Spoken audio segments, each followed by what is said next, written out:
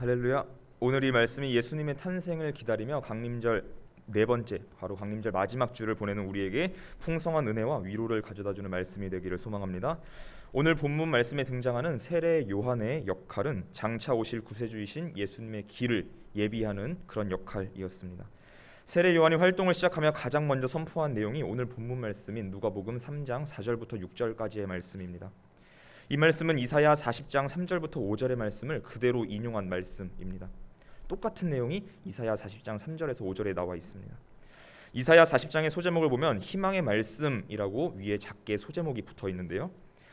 이 제목을 보면 이때 말한 희망은 바벨론 포로의 상태로부터 해방되는 그 희망을 의미한 것입니다. 그러나 세례 요한은 이사야의 말씀을 그대로 인용하면서 우리의 희망, 우리의 소망 되시는 예수 그리스도가 이 땅에 올 것을 선포하고 있습니다. 누가복음 3장 5절에는 이렇게 기록되어 있습니다. 모든 골짜기가 메워지고 모든 산과 작은 산이 낮아지고 굽은 것이 곧아지고 험한 길이 평탄하여질 것이요. 이 말씀은 우리의 강팍해진 마음을 가리키고 있습니다. 예수님이 오시기 전 사람들의 마음의 상태가, 사람들의 믿음의 상태가 골짜기처럼 높고 깊고 길이 꼬일 대로 꼬여 있고 마음이 울퉁불퉁한 상태였음을 보여주고 있습니다. 그러나 이 모든 것은 예수 그리스도께서 이 땅에 우리와 똑같은 몸을 입고 이 땅에 오실 때에 모두 해결될 것이라는 그런 희망을 누가복음은 말하고 있는 것입니다.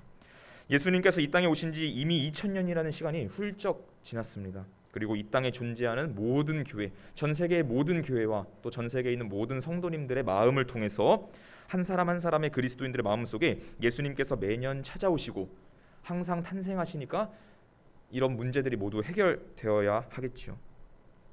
없어야 정상이겠죠. 그러나 우리의 주변을 둘러보면 아니요, 우리 주변이 아니라 우리 자신, 먼저 제 자신부터 볼 때 그렇지 않다라는 사실을 깨닫게 됩니다.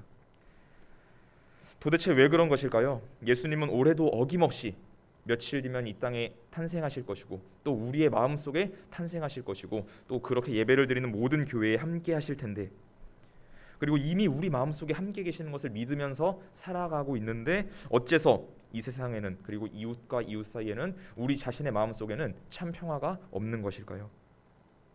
세례 요한이 이사야의 말씀을 인용하기 전에 붙인 단서가 하나 있습니다. 3절의 말씀입니다. 요한이 요단강 부근 각처에 와서 죄사함을 받게 하는 회개의 세례를 전파하니, 이렇게 말하고 있습니다. 핵심은 죄사함을 받게 하는 회개에 있습니다. 아무리 예수님께서 인간의 몸을 입고 우리와 똑같은 모습으로 이 땅에 우리의 죄를 사하러, 우리를 구원하러 이 땅에 오셨다고 하더라도 죄사함을 받게 하는 회개를 통하여 예수 그리스도를 나의 구세주로 나의 마음속에 영접하지 않으면, 나의 마음속에 모시지 않으면 우리의 마음속의 골짜기, 굽은 길, 험한 마음밭은 메워지지 않고 평탄하여지지 않는다라는 말씀입니다. 마음속의 굽은 길은 곧아지지 않습니다. 마음속의 험한 길 평탄하여지지 않습니다. 진정한 회개가 없이는 결코 예수님을 영접할 수 없는 것입니다. 스스로 회개할 죄가 없다고 생각하니까 우리의 죄를 사하러 이 땅에 오신 예수님께서 아무런 의미를 가지지 못하시는 것입니다. 세례 요한이 죄사함을 받게 하는 회개를 선포하던 그 당시 많은 사람들이 이런 생각을 가지고 살아가고 있었습니다. 우리는 죄사함을 받을 만한 잘못을 한 적이 없다. 그러니까 우리는 죄사함을, 죄의 용서를 받을 필요가 없고 그런 회개의 세례를 받을 이유가 전혀 없다.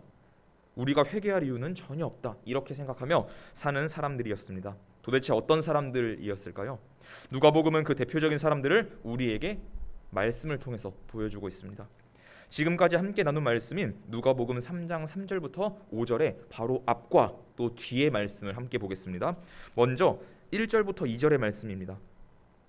디베리오 황제가 통치한 지 15해 곧 본디오 빌라도가 유대의 총독으로, 헤롯이 갈릴리의 분봉왕으로, 그 동생 빌립이 이두레와 드라고니 지방의 분봉왕으로, 루사니아가 아빌레네의 분봉왕으로, 안나스와 가야바가 대제사장으로 있을 때에 하나님의 말씀이 빈들에서 사가랴의 아들 요한에게 임한지라.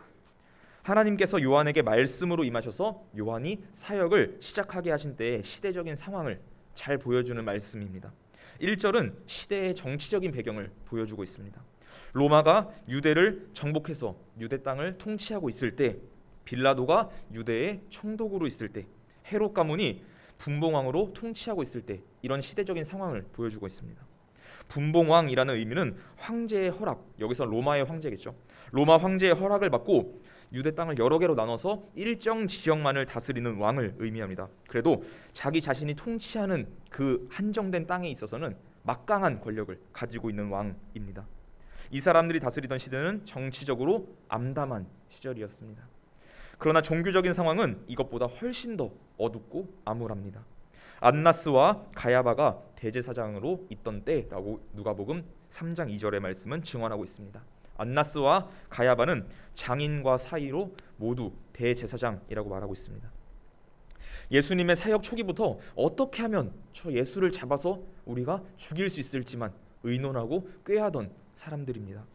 이런 사람들이 유대교의 최고 지도자로 있던 때, 대제사장의 자리에 있던 때, 이것이 예수님께서 오시기 전 세례 요한이 말씀을 선포하던 때의 시대적 배경입니다. 종교적 배경입니다.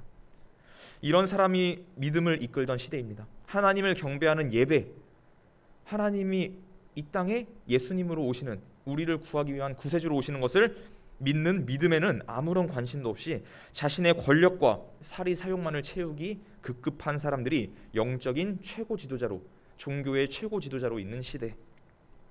정치적으로도 어둡지만 종교적으로는 더 참담한 그런 시대입니다. 세례 요한은 이러한 시기에 하나님의 부름을 받아 일하기 시작했습니다. 이런 때에 하나님께서 요한에게 말씀으로 임했다라고 누가복음 2장 2절의 후반부는 말하고 있습니다. 하나님의 말씀이 빈들에서 사가랴의 아들 요한에게 임한지라. 이렇게 세례 요한의 사역이 시작된 것입니다. 이런 사람들에게서 회개란 눈을 씻고 찾아봐도 절대 찾아볼 수 없는, 어찌 보면 당연한 일입니다.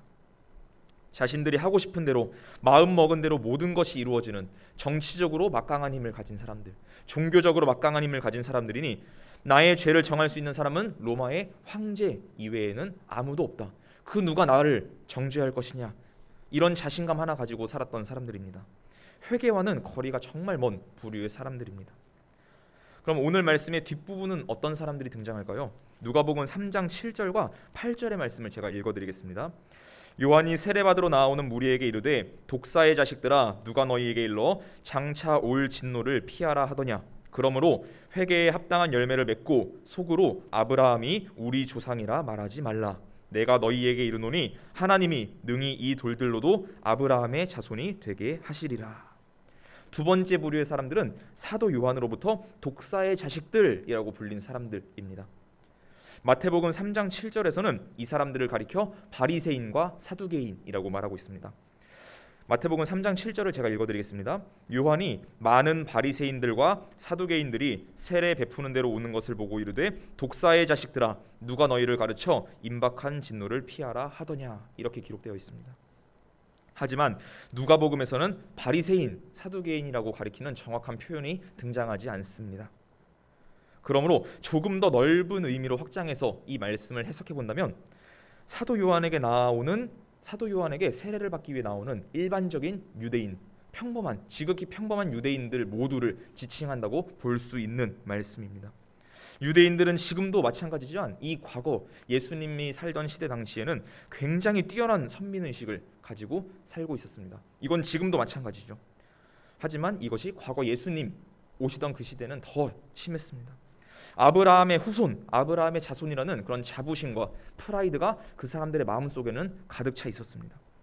지도자 계층, 정치와 종교적인 지도자 계층에만 회개가 없었던 것이 아니라 지극히 평범하고 일반적인 유대인들 사이에서조차 회개가 없었던 것입니다. 회개하지 않고 그냥 입으로만, 마음으로만 우리는 아브라함의 후손이다, 우리는 그 위대한 아브라함의 자손이다, 이런 자부심을 가지며 다른 사람들, 이방인들을 무시하고 깔보며 사는 사람들이 많았던 것입니다. 그래서 사도 요한은 그 사람들, 자신에게 나오는 모든 유대인들을 향해서 회개에 합당한 열매를 맺으라 라고 선포하고 있습니다. 속으로, 너희 마음속으로 생각하기를 우리가 아브라함의 조상인, 아브라함이 우리의 조상이고 우리는 아브라함의 후손이라고 말하지 말고 그렇게 생각하지 말라고 세례 요한은 그들을 꾸짖습니다. 세례 요한이 이사야의 희망의 말씀을 인용하며 예수 그리스도의 오심에 대해서, 예수 그리스도가 이 땅에 올 때 모든 인간들의 강팍한 마음, 감정의 골, 서로를 증오하고 시기하는 이런 모든 악독한 마음이 풀어지게 된다라고 선포했지만 정작 세례 요한의 이 말씀을 듣고 형식적으로 세례 요한을 통해서 회개의 세례를 받으러 나오는 사람들은 정작 그들의 마음속에 죄사함을 받게 하는 회개가 전혀 없는 사람들이었습니다. 자신이 다스리는 구역에서 내가 최고다라고 생각하면서 로마 황제 이외에는 나에게 죄가 있다고 선언할 수 있는 사람은 아무도 없다, 이런 생각 가지고 살아가던 정치, 종교 지도자들, 또 우리는 아브라함의 후손이니까, 아브라함이 우리의 조상이니까 우리는 이 혈통 자체만으로도 구원받을 거야 라고 생각하고 그렇게 믿고 있던 선민의식에 찌들었던 유대인들, 교만한 유대인들, 이처럼 희망의 말씀의 앞뒤를 둘러싸고 있는 누가복음의 내용은 회개에 합당한 열매를 맺지 못하는 대표적인 사람들의 모습을 저와 여러분들에게 보여주고 있는 것입니다. 그들의 모습 속에서 혹 우리의 모습이 보이지는 않으신지요? 그들이 무언가 나쁜 행동을 해서 세례 요한이 그들을 향해서 독사의 자식들이라고 선포한 것이 아닙니다. 이 정도면 우리가 하나님을 잘 섬기고 있는 거지.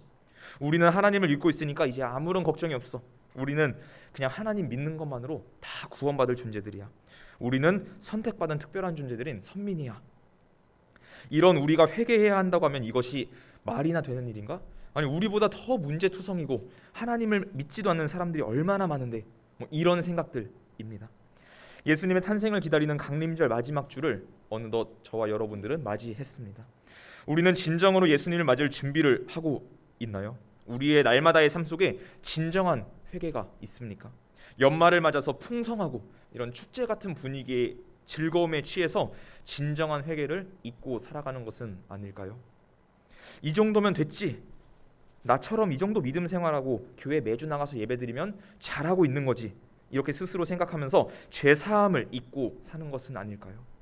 마태, 마가, 누가, 요한복음, 이 네 가지의 복음서를 가리켜 네 가지라고 해서 사복음서라고 말하고 있습니다. 또 마태, 마가, 누가, 이 세 가지의 복음서를 가리켜서 공통의 관점으로 기록된 성경, 공통의 관점을 가지고 기록한 성경이라고 해서 공관복음이라고 말하고 있습니다.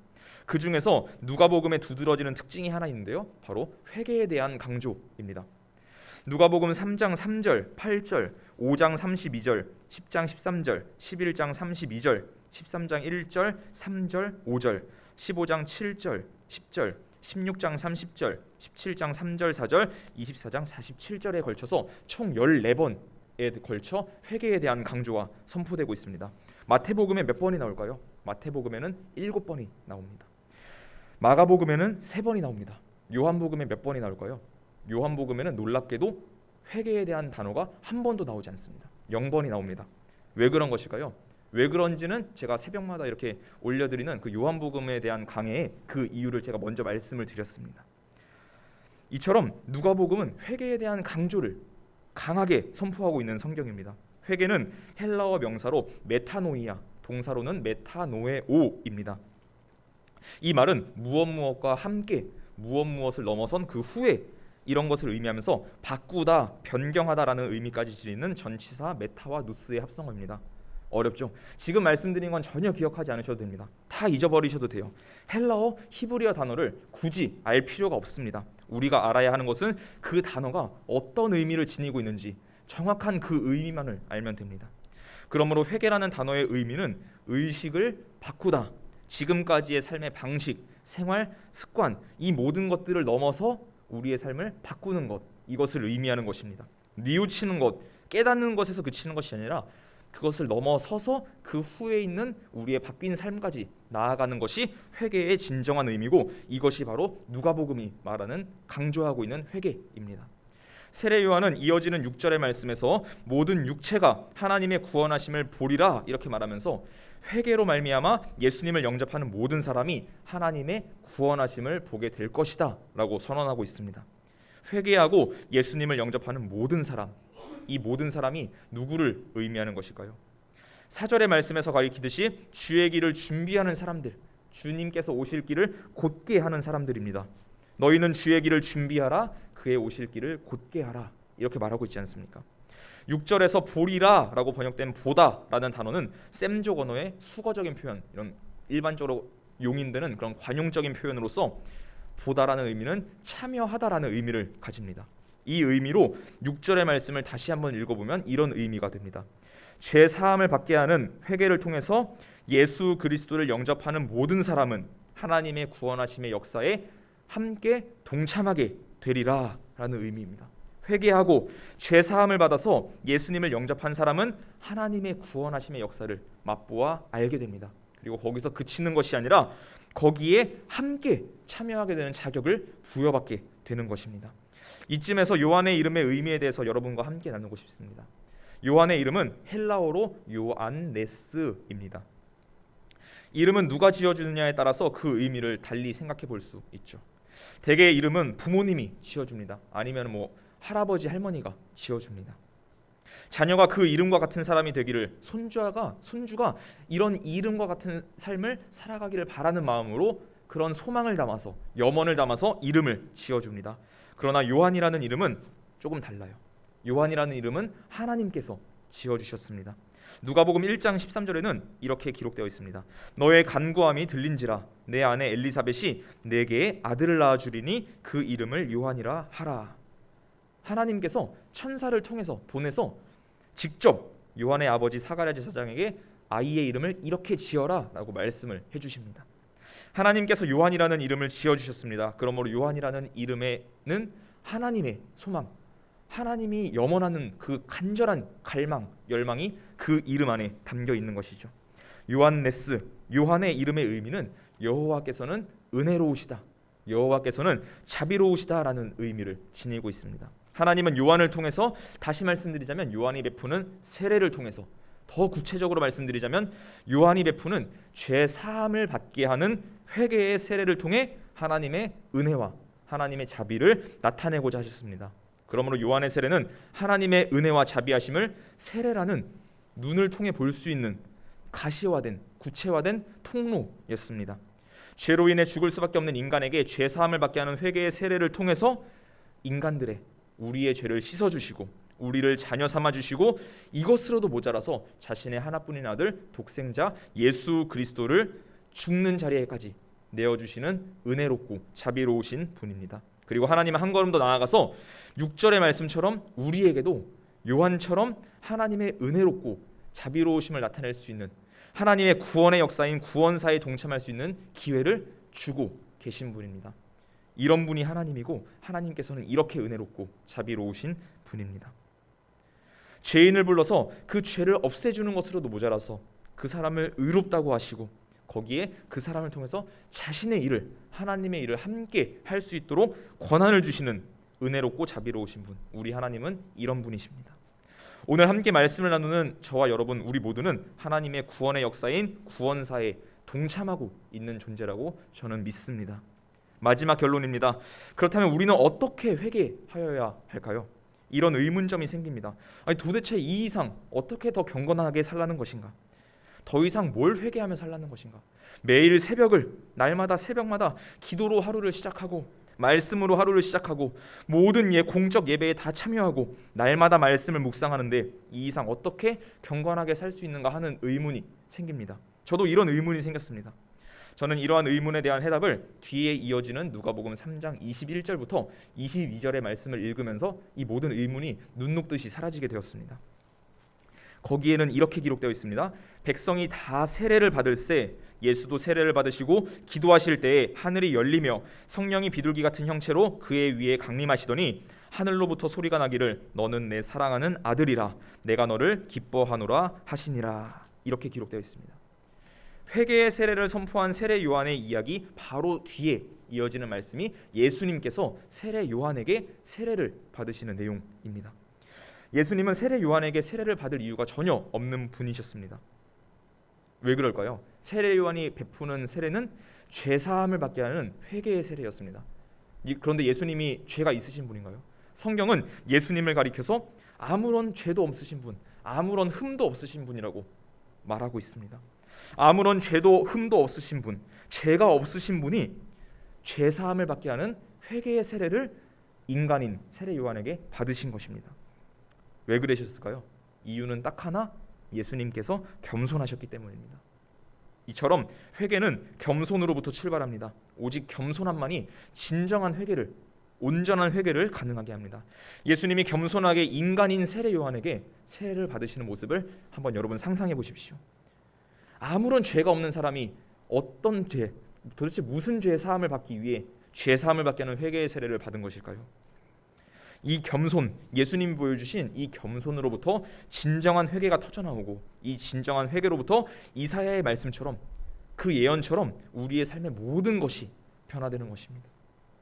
산이 낮아지고 골짜기가 메워지고 굽었던 길이 곧게 되고 울퉁불퉁한 땅이 평탄하게 되는 것입니다. 이러한 회개가 있어야 우리의 마음속에 예수님을 겸손히 모실 수 있습니다.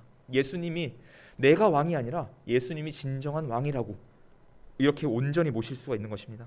내가 회개할 게 뭐가 있어? 딱히 큰 죄, 잘못을 저지른 것도 없는데, 이렇게 생각하는 것부터가 겸손하지 못하기 때문입니다. 하나님 앞에 겸손히 엎드리며 나아갈 때 작지만 진정한 회개가 거기서부터 터져나오게 되는 것입니다. 예수님의 탄생을 기다리는 강림절 마지막 주를 살면서 성탄절까지 남은 기간 동안 겸손한 삶을 통해 진정한 회개가 터져나오는 은혜와 기적을 체험해 보시지 않으시겠습니까? 이렇게 겸손하게 날마다 예수님과 동행하기를 간절히 소망하면서 기다리는 저와 여러분, 우리를 통해서 예수님께서는 올해도 어김없이 이 땅에 찾아오시고 우리 교회에 찾아오시고 우리 한 사람 한 사람의 마음속에 찾아오셔서 우리의 삶을 변화시켜 주십니다. 그리고 우리와 함께 동역하시면서 하나님의 구원의 역사에 참여할 수 있는 그런 기회와 권한을 주실 것입니다. 우리가 겸손히 회개하며 나아가지 아니하면 예수님께서 매년 이 땅에 찾아오신다고 하더라도 우리에게 아무런 의미가 없습니다. 진정하고 겸손한 회개로 예수님을 우리의 마음속에 영접하고, 그리고 우리의 변화된 삶을 통해 서로 간에 있는 골짜기와 같은 높은 산과 같은 그런 깊은 감정의 골을 모두 메우고, 구불구불한 길처럼 꼬인 모든 감정의 갈등을 풀어서 우리를 통해서 우리의 주변에 있는 이웃들이 예수님의 탄생을 진정으로 느끼게 되는, 그리고 그 참 평화를 맛보아 알게 되는, 그리고 이 길에 하나님의 구원의 역사에 함께 동참하게 되는 강림절 마지막 주간이 되기를 소망합니다. 기도하겠습니다. 하나님, 겸손한 마음으로 회개하지 못한 우리의 삶을 용서하여 주시기를 원합니다. 죄도 없으신 예수님이 죄를 사하는 회개의 세례를 받으시는 모습을 저희가 보았습니다. 우리도 예수님처럼 겸손한 삶을 살게 하시고 우리를 통해서 예수님이 세상에 드러나는 하나님의 구원의 역사에 동참하는 삶 되도록 인도하여 주시옵소서. 감사드리며 이 모든 말씀 예수님의 이름으로 기도드립니다. 아멘.